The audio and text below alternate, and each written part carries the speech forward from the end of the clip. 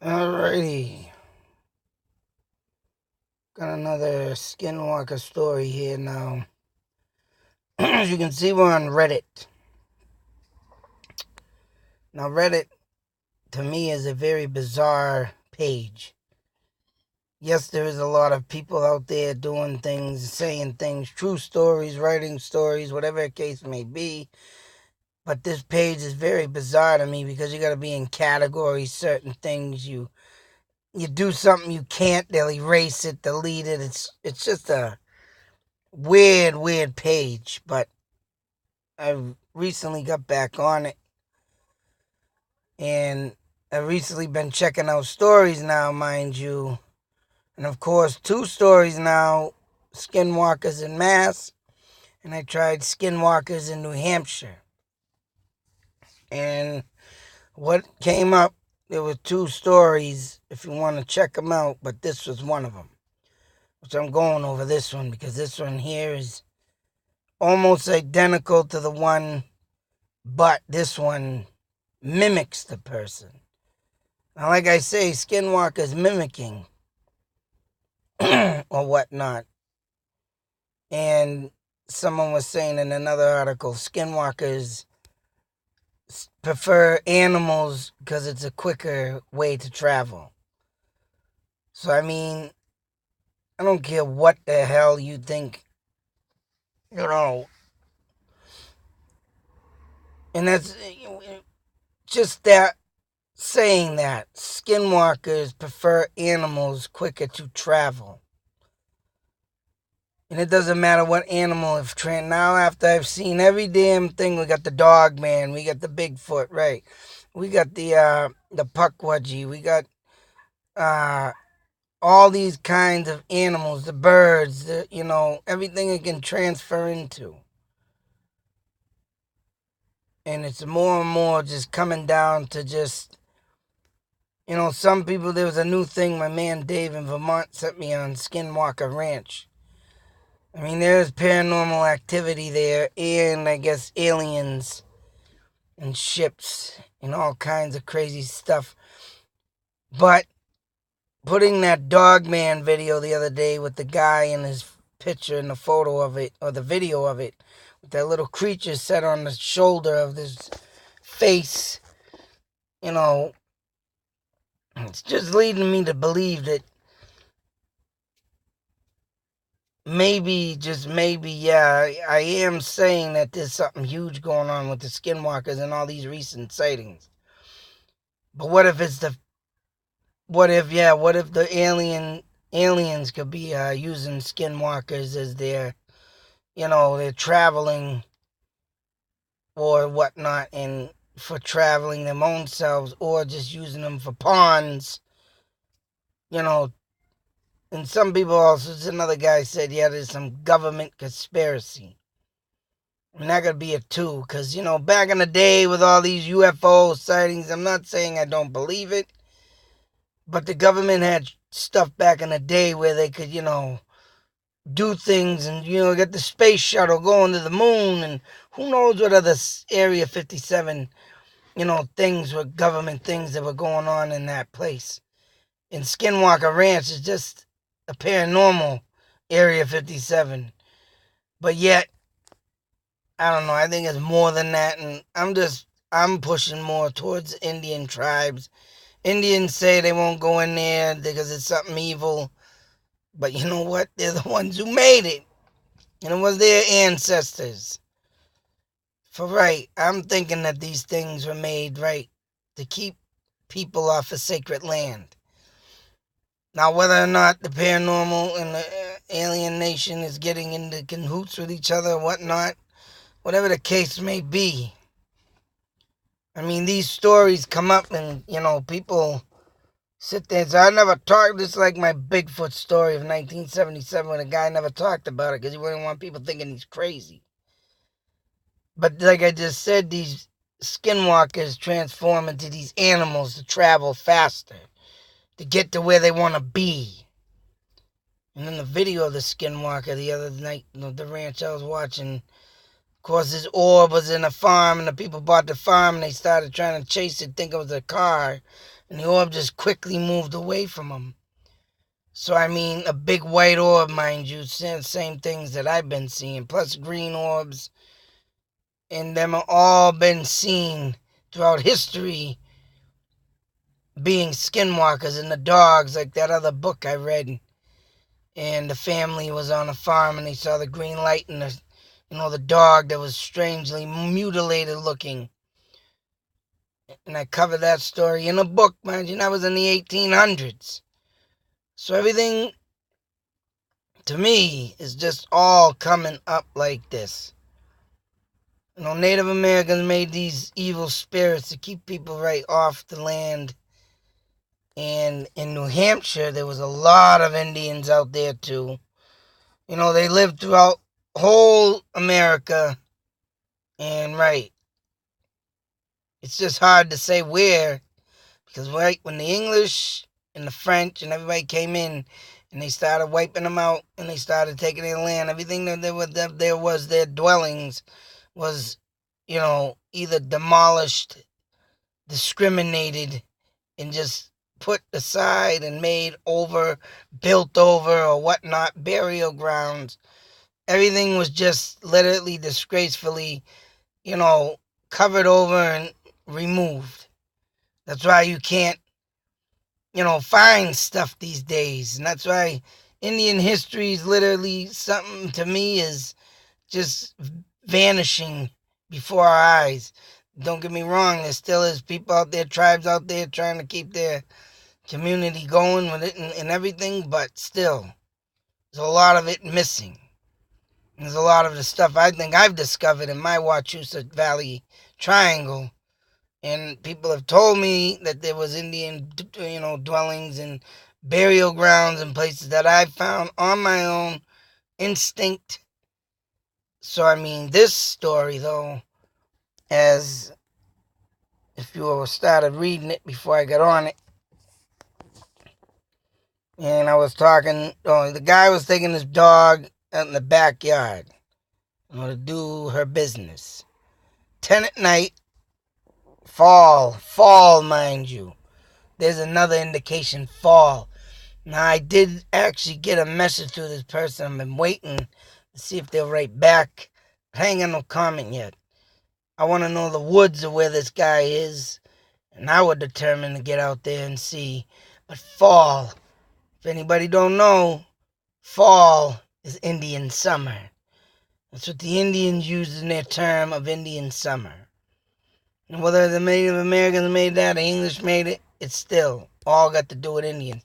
And I think because of the reason why fall falls, in the cool months and so forth, and everything is dying and, trees and leaves, I believe the Indians use that term and they like that because it's not so damn hot. It's not too cool.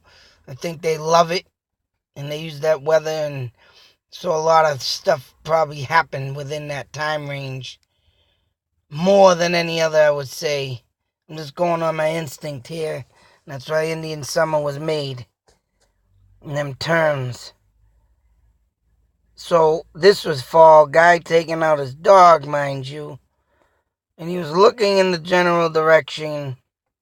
He got a mental image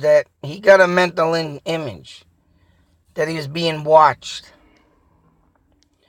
The dog looked a bit on edge. Of course, dogs see things that humans can't. And she was more afraid than usual, he said. 2 minutes after the vision, he heard his name being called. And this damn thing must have been watching this guy more than just this night, for him to think his girlfriend was calling out his name. And this creature, so for I think, and called the skinwalker is right, was mimicking his girlfriend calling his name. So he goes on to say he brushed it off. He was getting mind playing tricks. But it happened again. The dog definitely heard it. Hearing the name and probably seeing the figure of the dog's self. And probably being fully confused. And looking in the direction The guy got scared, the dog got scared, and it goes on to say that he ran into his house. And I guess he was with his dad or at his dad's. And he went in there and told his dad what had happened. Of course, his father laughed and told him there's nothing out there but his imagination. Probably trees rubbing together, right? Now, I've heard trees rub together in the wind and then out in the back and in the woods. I ain't never heard no two trees give off a name. Or any type of friggin' name, but I did hear a fart say Bert. That's a long story. I had to throw that in there. You might get a fart with a name Bert, but I don't think you'll ever get two trees saying a damn name. But anyways, in all seriousness, the guy goes on, to this day, I don't go outside alone after 9 p.m. Hasn't happened since, but the guy can rest until I have some ideas. Our initial thought was skinwalker, but I live in New Hampshire. I wonder if it was a Wendigo. That's a Mexican skinwalker. Or a flesh get. Something else. The vision is also something that I haven't heard of relating into them.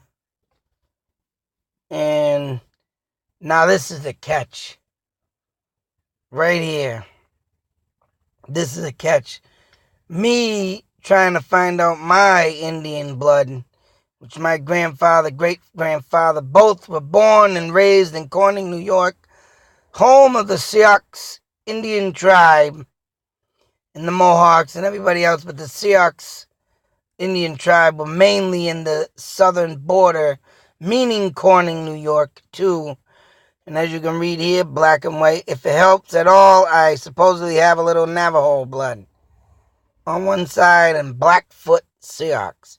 Blackfoot and Sioux are two different tribes. That the guy gets wrong. There's a Blackfoot tribe, too. On the other hand, and his girlfriend, mind you, is around 1/4 Native American. So right here, this gives me chills up my spine. If this man's seeing this stuff, and I've been seeing this stuff, and I've been saying I never found out, surely of Indian blood in my... But this being said right here, this proves that I must have some Native American in my blood.